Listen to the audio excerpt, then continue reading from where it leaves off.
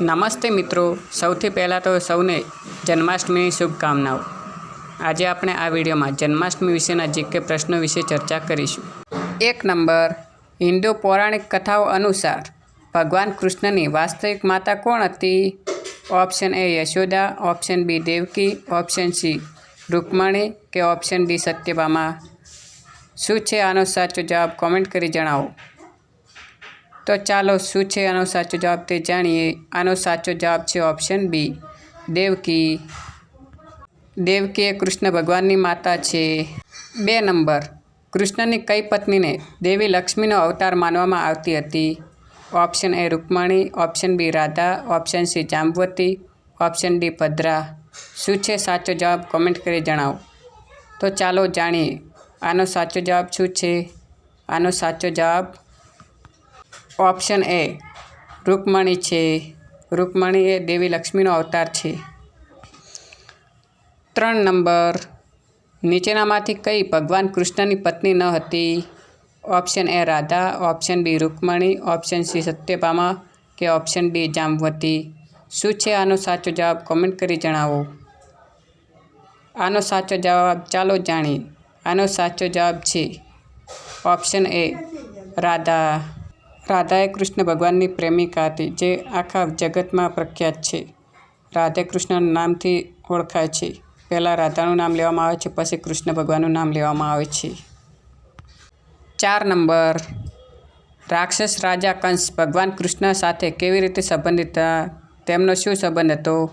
Option A તેઓ કૃષ્ણના પિતા હતા, ઓપ્શન બી તેઓ કૃષ્ણના મામા હતા, ઓપ્શન સી તેઓ કૃષ્ણના ભાઈ હતા, ઓપ્શન ડી ઉપરોક્તમાંથી કોઈ નહીં।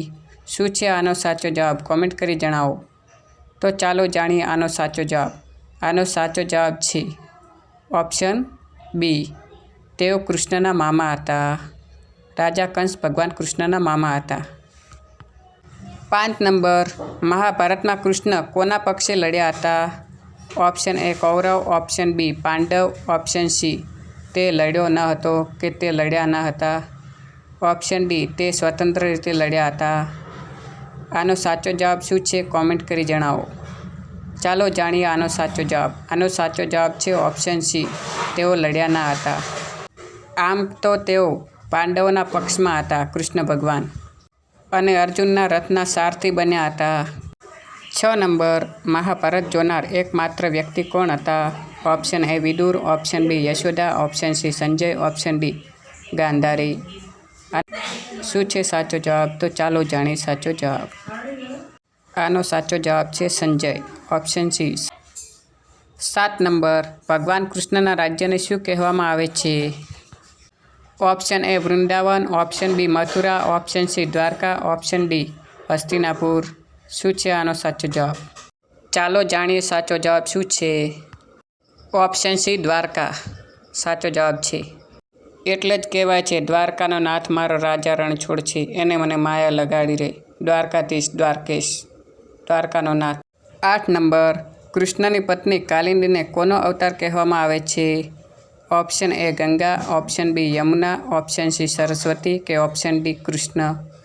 શું છે આનો સાચો જવાબ? કોમેન્ટ કરી જણાવો। તો ચાલો જાણીએ આનો સાચો જવાબ। તો શું છે આનો સાચો જવાબ?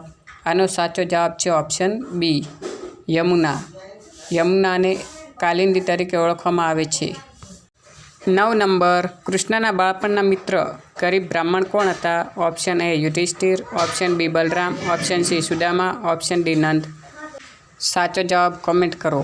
તો ચાલો જાણીએ આનો સાચો જવાબ। આનો સાચો જવાબ છે ઓપ્શન સી સુદામા। સુદામા એ કૃષ્ણ ભગવાનના બાળપણના મિત્ર હતા અને ગરીબ બ્રાહ્મણ પણ હતા। 10 નંબર, પૌરાણિક કથાઓ અનુસાર કઈ ભવિષ્યવાણીને કારણે કૃષ્ણ તેમના માતા પિતાથી અલગ થયા હતા? 1. કંસની બહેન યશોદાનો એકમાત્ર પુત્ર હત્યારો હશે। 2 નંબર, કંસની બહેન દેવકીનો 8મો પુત્ર તેને મારી નાખશે। 3 નંબર, કંસની બહેન દેવકીનો એકમાત્ર પુત્ર તેનો ખૂની હશે। ઓપ્શન એ માત્ર 1, ઓપ્શન બી માત્ર 2, ઓપ્શન સી બંને, ઓપ્શન ડી ઉપરોક્તમાંથી કોઈ પણ નહીં। આનો સાચો જવાબ શું છે? કોમેન્ટ કરી જણાવો। તો ચાલો જાણીએ આનો સાચો જવાબ.